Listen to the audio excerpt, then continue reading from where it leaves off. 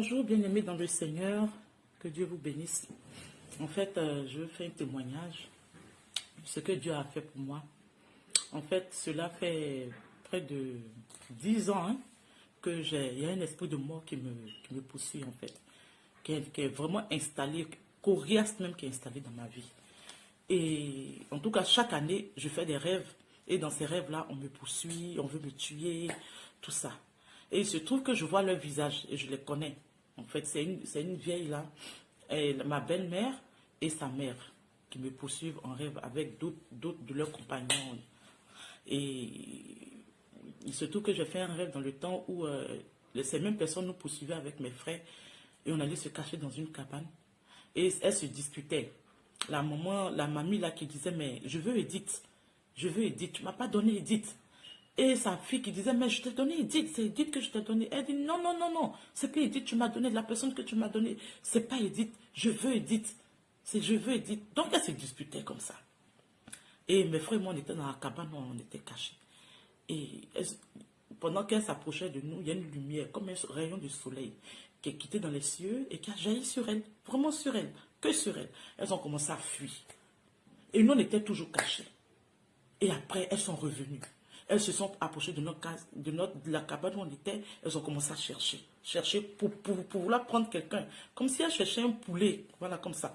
Et elles ont pris la jambe de quelqu'un. Et cette personne s'est transformée en poulet, effectivement. Et s'est transformée en poulet. Et elles ont coupé la jambe. Et elles sont parties. Et le lendemain, je me lève, je prie, tout ça. Et je suis au travail et je reçois un appel de ma soeur. Elle me dit, ah Edith, il y a une mauvaise nouvelle. On a perdu notre grand frère. Et elle m'explique les circonstances de la mort, qu'il était paralysé, tout ça, avant de mourir. En tout cas, il a souffert. Et je me suis rappelé du rêve. J'ai dit, ah, donc c'était moi qu'elle voulait. Et ils ne m'ont pas eu. Parce que moi, j'étais vraiment accroché à la prière. J'étais vraiment accroché à Jésus. Et quand, après ça, des années, les gens prient pour moi, les gens prient. Quand je vais dans les séminaires, on voit toujours l'esprit de mort. L'esprit de mort, les gens veulent me tuer, tout ça. Et c'était chaque fin d'année, quand il y a les séminaires que je partais, et on me disait, il y a un esprit de mort qui est là, que les gens veulent vraiment me tuer. Il fallait que je m'accroche vraiment au Seigneur. Il fallait que je prie. J'ai une vie de prière. Et que c'est parce que, voilà, ce qui me sauvait un peu, c'est que j'ai un bon cœur. C'est que j'aime les gens. Voilà, ce qui me sauvait là, c'est ça. Et que j'aime les gens. Je ne fais pas semblant d'aimer les gens. Et voilà, c'est ce qui me sauve. C'est ce qui me sauve. Et, comment on appelle là? Tout dernièrement, j'ai fait aussi un rêve. J'ai fait un rêve où dans le rêve, il y a une personne qui est décédée dans ma famille. Et cette personne-là, et j'étais au téléphone avec la personne. Et je disais, tu me manques, je vais venir te voir, tout ça.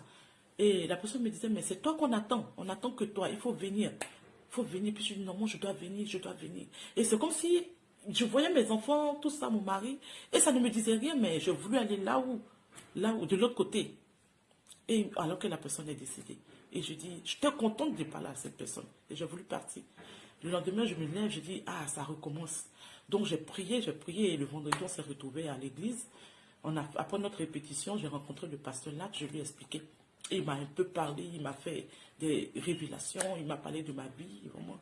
Et de ce qui était vrai, il m'a dit des choses, où quand j'étais petite, tout ça. Et quand il a commencé à prier, il a vu l'esprit de mort. Il a chassé l'esprit de mort.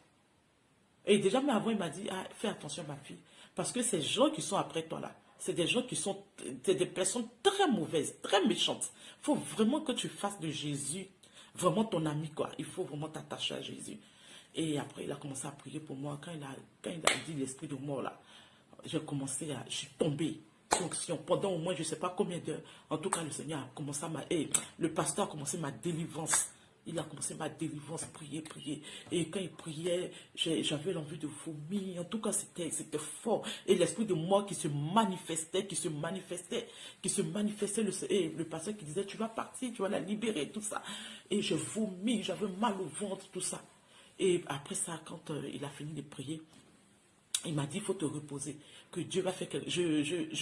J'essaie d'aller un peu plus vite parce que la vidéo, si je veux dire vraiment tout ce qui s'est passé, ça va être long et je ne pourrai pas, voilà, mon portable ne peut pas charger assez de minutes. Donc, quand il a prié, il m'a dit, voilà, il faut te reposer, que Dieu va faire quelque chose pour toi.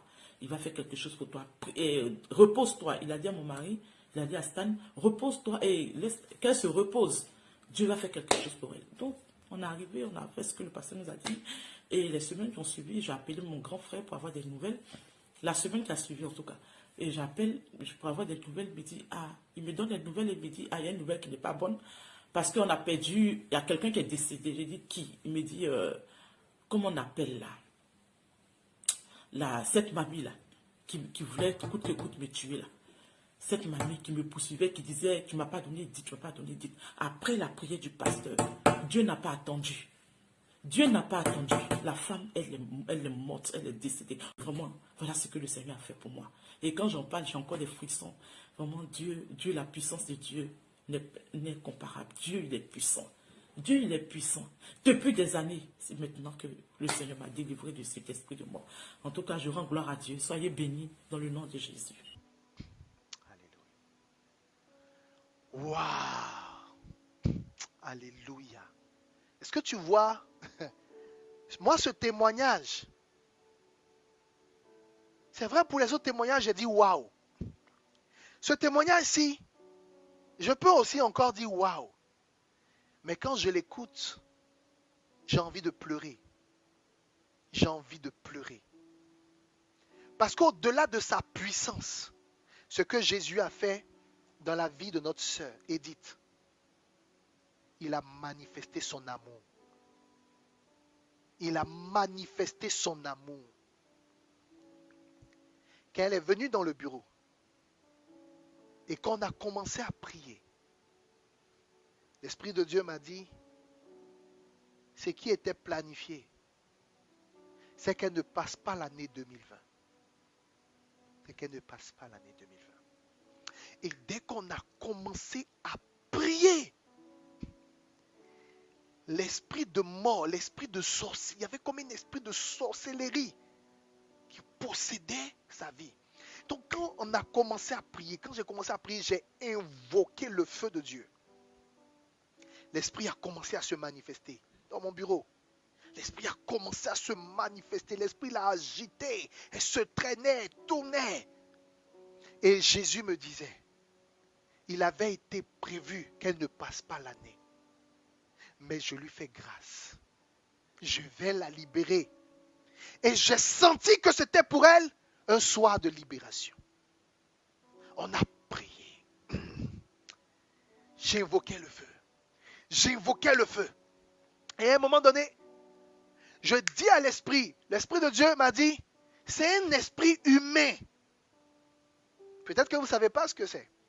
Quand on parle d'un esprit humain, généralement, c'est des esprits de sorcellerie. En fait, l'esprit humain, c'est l'esprit d'une personne qui sort de son corps pour aller posséder son ami, pour aller posséder quelqu'un d'autre. Amen. C'est même pas... Généralement, quand on chasse les esprits, il y a des démons et tout. Dans la délivrance, il y a plusieurs catégories. Parfois, on a affaire à des démons qui viennent de l'abîme. Mais quand tu as affaire à un esprit humain, c'est un esprit de sorcellerie qui se téléporte dans la vie de quelqu'un afin de l'assujettir. Et j'ai pris autorité. J'ai dit, esprit humain, tu lâches sa vie. Et vous savez quoi? L'esprit dit, je ne la lâche pas. Je ne suis pas en train de vous mentir. Il y avait des témoins durant cette prière de délivrance. J'ai dit, tu lâches sa vie. L'esprit dit, je ne la lâche pas, elle m'appartient. J'ai dit, non, elle ne t'appartient pas. Elle appartient à Jésus. Jésus a donné sa vie pour elle. Jésus a donné son sang pour elle. Toi, tu es qui, esprit humain, pour réclamer sa vie? Elle ne t'appartient pas. Tu lâches sa vie. Et cet esprit voulait défier Dieu. Oh, c'est triste, hein? C'est triste. Vous avez entendu dans son témoignage. Elle a dit que juste après la prière, la personne en question, parce qu'elle savait c'était qui pratiquait la sorcellerie dans sa famille. Et cette personne la combattait depuis 10 ans. Cette personne a eu à prendre ses frères. Elle a souffert. Elle connaissait la personne. Juste après la prière, c'était un vendredi soir, comme aujourd'hui. Un vendredi dans mon bureau. juste après la prière, les jours qui ont suivi, malheureusement, cette personne qui pratiquait la sorcellerie est décédée. En fait, Jésus a tellement compassion, on ne tue pas les sorciers. Quand Jésus faisait la délivrance du fou de Gadara, les démons lui ont dit, ne nous jette pas dans l'abîme, s'il te plaît, laisse-nous dans les ports. Et il a ordonné, les démons là sont rentrés dans les ports. Ça veut dire quoi? Jésus a tellement compassion que même quand les démons ont supplié pour dire non, ne nous renvoie pas dans l'abîme, il a accepté, il les a envoyés dans les ports. Parce qu'il a un grand cœur, il ne tue pas. Mais le problème, c'est que il tend la perche. Il tend la perche. Pour le salut, il tend la perche. Il a tendu la perche à cette personne. Ce qui aurait fallu, c'était que cette personne se confesse. C'était que cette personne l'appelle pour dire, effectivement, je te voulais du mal, mais je te demande pardon. C'est moi, je te demande pardon, je te laisse. Cette personne s'est confrontée à la puissance de Dieu. Et elle a voulu faire de la résistance. Qui peut résister à Dieu? Regarde, après toi, on va jouer « Qui résistera à mon Dieu ?» Parce que je veux prier. L'Esprit de Dieu m'a dit, on est dans le dernier trimestre de l'année. Et il y a beaucoup de personnes comme ça qui sont attaquées par des réclamations de mort. On va proclamer que l'esprit de mort n'a pas de puissance sur toi. On va proclamer que l'esprit de mort ne te régit pas. On va proclamer que l'esprit de mort n'a aucune influence sur ta vie tout à l'heure.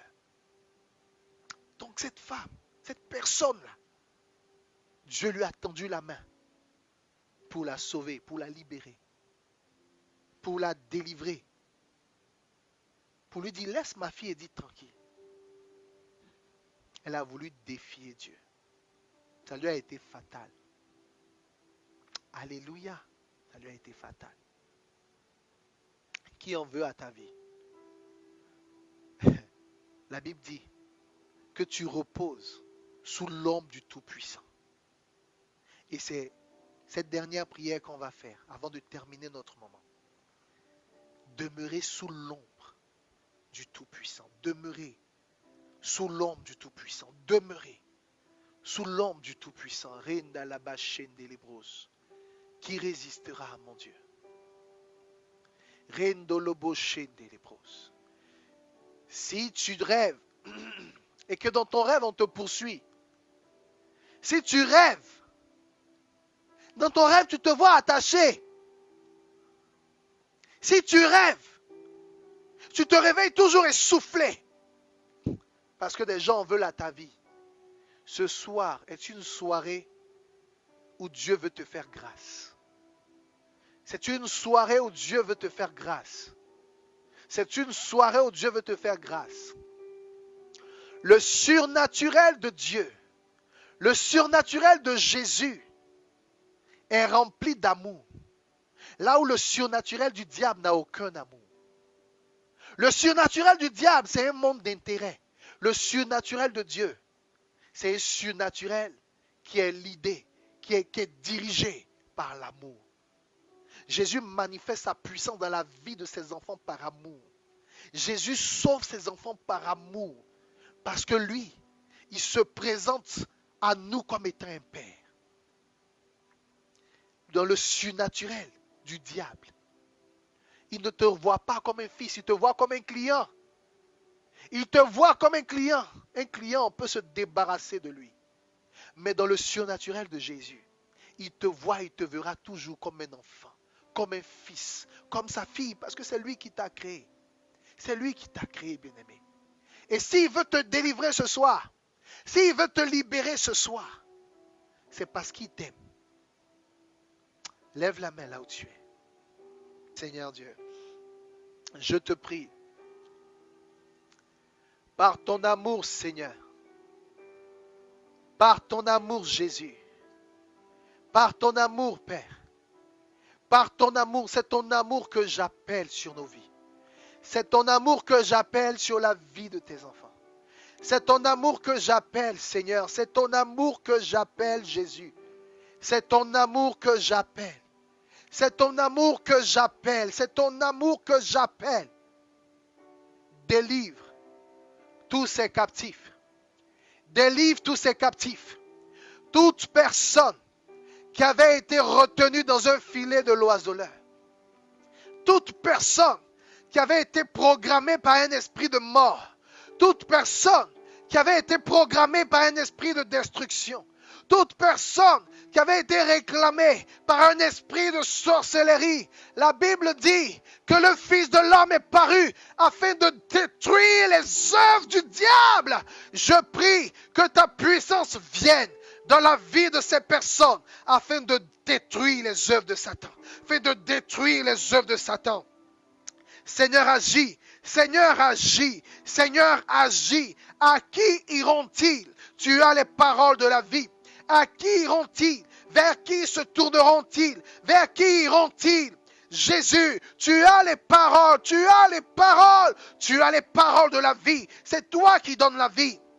C'est toi Jésus, là où la mort les réclamait, là où ils étaient poursuivis en rêve, là où certains même avaient été attachés, avaient été enchaînés. Merci parce que tu envoies ta puissance pour les libérer. Tu envoies ta puissance pour briser les chaînes. Tu envoies ta puissance pour délivrer les captifs. Tu as dit que tu es venu pour renvoyer libres les captifs. Pour renvoyer libres les captifs, les opprimés. Tu es venu pour les libérer. Tu es venu pour les libérer. Tu es venu pour les libérer. Ce soir est une soirée de libération pour quelqu'un qui reçoit sa délivrance.